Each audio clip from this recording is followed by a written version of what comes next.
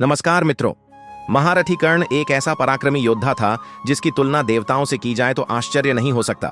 लेकिन क्या आप जानते हैं, पितामह भीष्म, जो कर्ण को अक्सर कठोर बातें अपशब्द कह देते थे, एक समय ऐसा भी आया जब उन्होंने खुद कर्ण की खुलकर तारीफ की।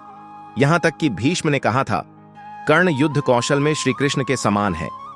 कर्ण एक महान शक्तिशाली वीर योद्धा है। इस वीडियो में हम जानेंगे कि पितामह भीष्म ने कर्ण के बारे में क्या क्या कहा और क्या भविष्यवाणी की। लेकिन शुरू करने से पहले, अगर आप इस चैनल पर नए हैं और ऐसी ही ऐतिहासिक और प्रेरणादायक वीडियो पसंद करते हैं तो चैनल को सब्सक्राइब जरूर कर लें और वीडियो को लाइक करें।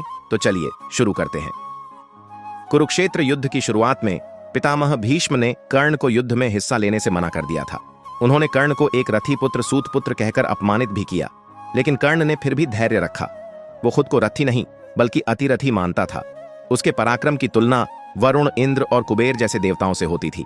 जब भीष्म शरशय्या, तीरों की शैया पर पड़े थे और युद्ध में गिर चुके थे, तब कर्ण उनके पास गया।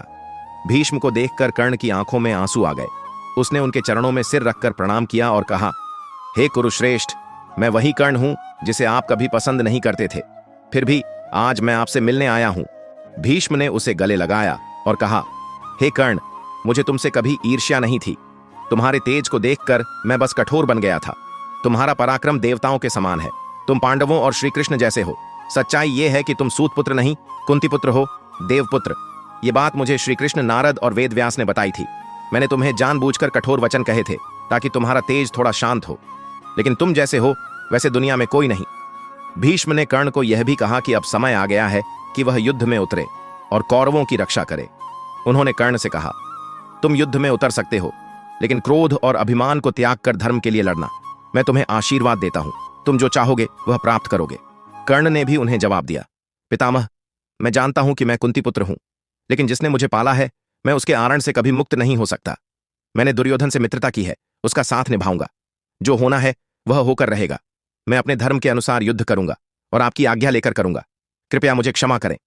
इस पर पितामह ने फिर से कर्ण को आशीर्वाद देते हुए कहा, हे कर्ण, तुम देवताओं जैसे हो। जैसे भगवान विष्णु देवताओं का सहारा है, वैसे ही तुम कौरवों का आधार हो। तुमने दुर्योधन के लिए असाधारण युद्ध लड़े हैं, शक्तिशाली राजाओं को हराया है। तुम सिर्फ मित्र नहीं, उसके सच्चे भाई जैसे हो। जाओ, युद्ध करो और धर्म के अनुसार युद्ध करो। तुम्हारी विजय निश्चित है। तो दोस्तों, ये थी वो प्रेरणादायक कहानी जब पितामह भीष्म ने कर्ण को न केवल क्षमा किया बल्कि आशीर्वाद भी दिया।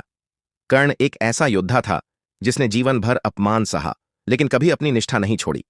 अगर आपको यह वीडियो पसंद आई हो तो वीडियो को लाइक करें, शेयर करें और अपने विचार कमेंट में जरूर बताएं। मिलते हैं अगले वीडियो में। तब तक जय श्री कृष्ण।